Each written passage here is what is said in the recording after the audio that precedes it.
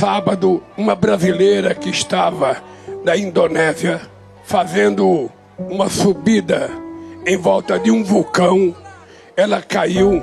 Hoje de manhã eu falei com o pai dela, ele agradeceu o telefonema e eu disse para ele: eu sei que não existe nada pior do que um pai ou a mãe perder um filho. Eu fui descobrir que tinha um decreto-lei que não permitia que o nosso Ministério das Relações Exteriores pudesse trazer o corpo dessa moça para cá. É um decreto de 2017. Eu, quando chegar em Brasília agora, eu vou revogar esse decreto e vou fazer um outro decreto para que o governo brasileiro assuma a responsabilidade de custear as despesas da vida dessa jovem para o Brasil com a sua família.